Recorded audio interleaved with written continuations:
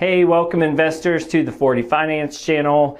My name's Jeff Beers. Today we're going to be looking at Tesla stock to try to determine, is this stock a buy right now? The market has gone through a little bit of a correction over the past several days here near Labor Day weekend. And right before taping this, Tesla was dipping down into the 350s.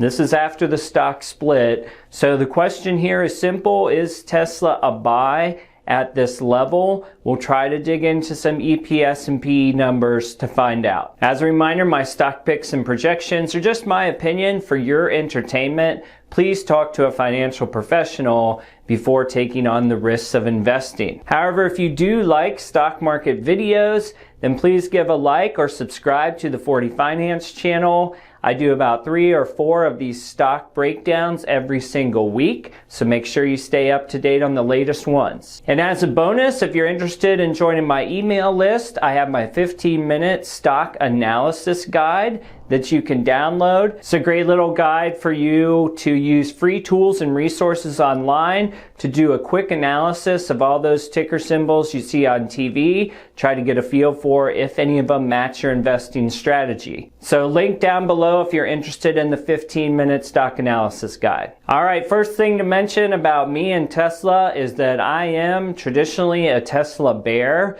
I've made a couple videos in the past where I anticipated that their stock would eventually crash or come down due to the fact that there wasn't a lot of fundamentals holding it up. But man, I've been wrong across the board. Wrong. A lot of other people have too. But I just want to be clear that I'm not coming out of the woodwork as a Tesla fan here. All that being said though, man, kudos to everybody who got in on the Tesla run. I would argue it's been much more of a momentum play that has pushed Tesla to those $3,000 price numbers and stuff like that. But at the end of the day, man, a trade's a trade. Doesn't really matter how that price gets there. So anybody who believed in it and jumped in, congratulations. And just to be clear, although it's very unlikely that I would ever buy Tesla stock individually, I always try to cover my bases, and so Tesla is well in my IRA, represented with the ARKK ETF, and then also Tesla has recently been added to the QQQ.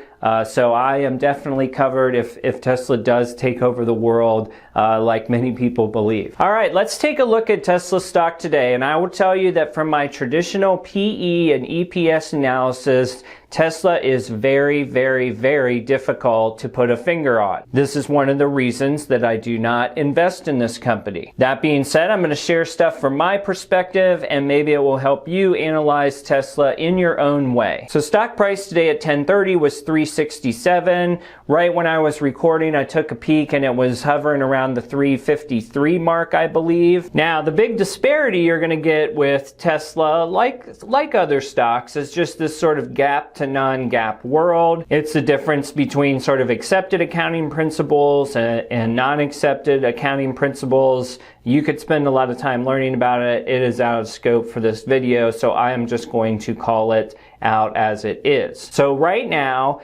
Tesla's GAAP EPS comes in at 39 cents. See that in the yellow box there, right in the middle. PE ratio under GAAP EPS is 946. And if you scroll down to the bottom of the screen first, you see how I tabulated GAAP versus non-GAAP directly from Tesla's investor report. So everything adds up. At the top you have the GAAP numbers. That's what equals 0.39. And on the bottom you have the reported non-GAAP numbers, which equals $1.44. Go to the top of the screen in the black letters that start with NG, and that means non-GAAP.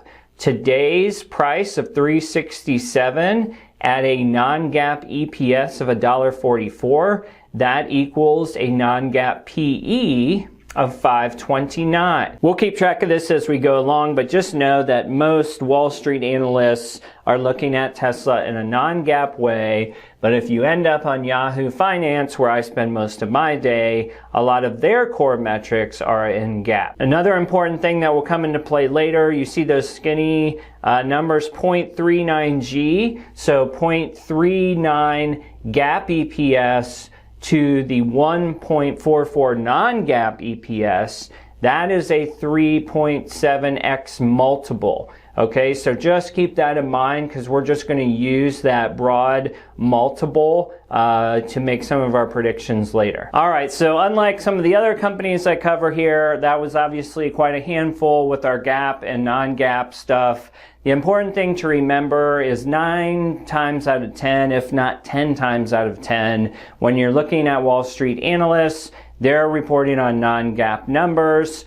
Lot of companies, not GAAP to non-GAAP, are closer together, I would say, than Tesla's. So it doesn't become such an issue, but we have to really keep our eyes peeled if we're going to try to project EPS and then furthermore PE on a company like Tesla. Okay, so from an EPS projection, we are going to be in non-GAAP world, all right? So this comes in from Yahoo Finance. So the black bar there, this is in the past. The black bar, the EPS actual that Tesla has reported, you can see across the line, that's the non-GAAP EPS.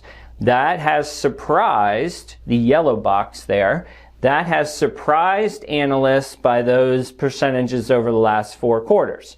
So suffice to say, analysts have wildly missed Tesla across the board in the past 4 quarters. You got 500+%, 20%, 500%, and then 4,000%. So generally speaking, what analysts have projected for Tesla has essentially been wrong. That takes a hard job and makes it even harder for me from an EPS standpoint. However, if you look at the blue box, where we're trending right now, and if you look at the blue box within the blue box, you see that $1.68. That's what analysts are targeting as of right now. Those numbers at the bottom, in case you were curious of how they went down so far from 872 to 161, that was before the stock split. So we got that game to play too. Analysts currently think $1.68. If you go up and over with the blue line, you see I'm going to put my estimate at $2 EPS non-GAAP. Last thing to call out here in the sort of grayish purple is the fact that analysts are projecting plus 80% EPS growth non-GAAP for next year. That's a really important thing to keep in mind if you're considering buying Tesla. Plus 80% EPS is not something you traditionally see in most stocks. So definitely a positive, assuming it all takes shape. All right, real quick, the parameters of our projection is very simple. You see the formula, price equals PE times EPS. On paper, if you correctly project the PE and the EPS, you would be the person who could predict prices in the future.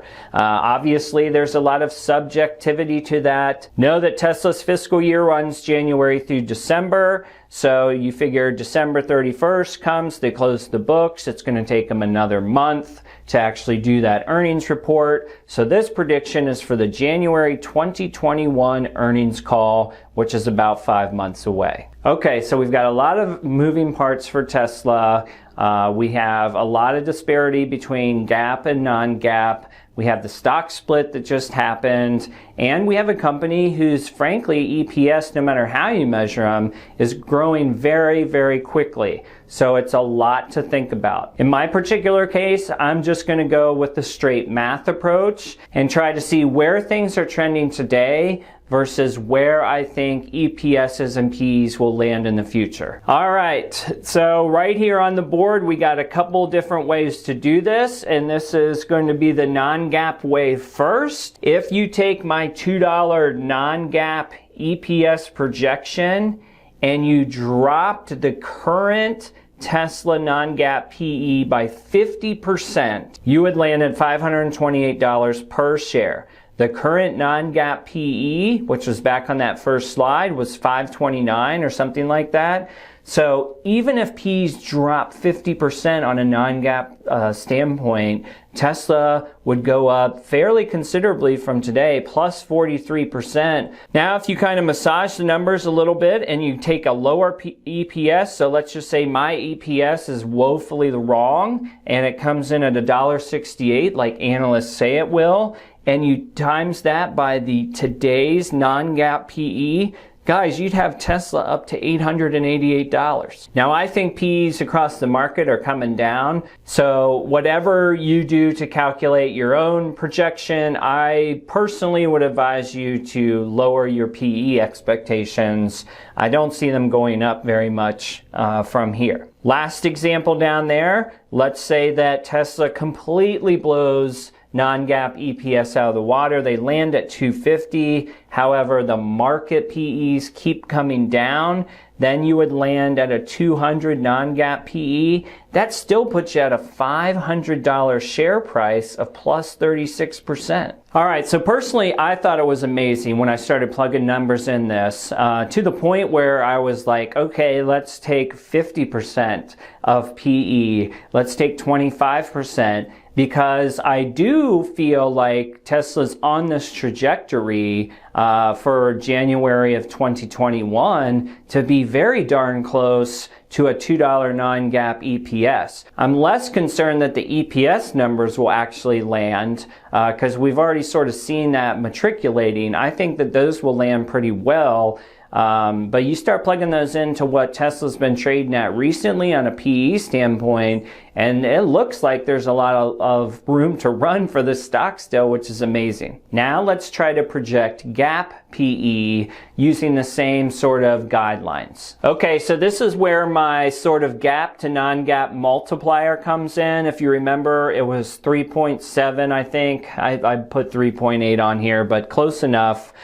So if we bring non-GAAP EPS down using the multiplier to reduce it, your GAAP EPS would land somewhere in the neighborhood of 0.57, and the current PE in today's market is 946. That puts your price at 539, which is again plus 43% from where we are today. If you assume markets are coming down in their PE, but that GAAP EPS stays the same, then the lower PE number of 709, see, puts you at 404, that's plus 10%.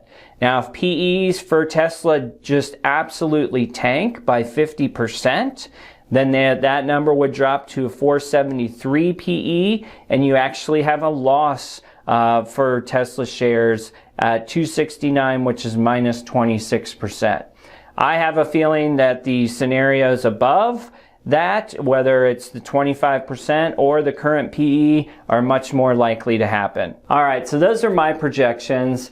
Let's take a look at what the best performing analysts and tip ranks have to say about Tesla stock going forward. All right, and most of the action for Tesla happened here before the Labor Day weekend. So off to the far right, you can see the dates are highlighted within the past 3, 4, 5 days is what we've got here. And it's a mixed bag. It's probably the first mixed bag that you've seen on Tesla in a long time. But you've got, let's see, 1, 2, 5 holds, 3 buys, 1 sell. These prices are all adjusted for the stock split. But at the end of the day, you've got a lot of mix in here. You got some 450s, some 500s. You got a sell in there at 114. I would just throw that out. And you've really got a split down the middle of, does Tesla go down, 10, 20%, or does it go up 10 to 20%? So that's what the pros are saying right now. All right, so what's the bottom line for Tesla looking ahead from today's stock price? First thing I'll say is that Tesla is not really a stock for me, mostly because of this whole rigmarole we just went through. EPS and PE are very hard to calculate for a company that has not been profitable up until recently. So now that profits are out and we start building a historic profit history, you're going to see some changes in the stock price as analysts become more comfortable of how the company's trending. The easiest way to win on a stock like this, if you're going to really believe in the product and where it is going, then is to just hold it long term. Buy it for 5+ years. Don't look at it. Now, as we look through, assuming the EPS, I feel really good about Tesla's EPS growing quickly. That's the one thing I did get out of this. Where the PE lands is a whole nother matter, just because it's so inflated right now. Do people continue to buy and keep the PE inflated on this kind of momentum run? But even if the PEs drop by like 50%, 25 to 50%, you could still see profits for Tesla before January of 2021. Ultimately, for me, I'm sticking with my ETF exposure on stocks like this. QQQ and ARK are perfect for companies like Tesla, at least from my standpoint, as I can control the percentage that I have exposure to them, and frankly, ride some of the highs without all of the lows, if there are any. Hope you guys enjoyed this look at Tesla. Let me know what stock you're interested in seeing next in the comments below. And as always, please give a like and subscribe if you enjoy this content. We'll see you on the next video.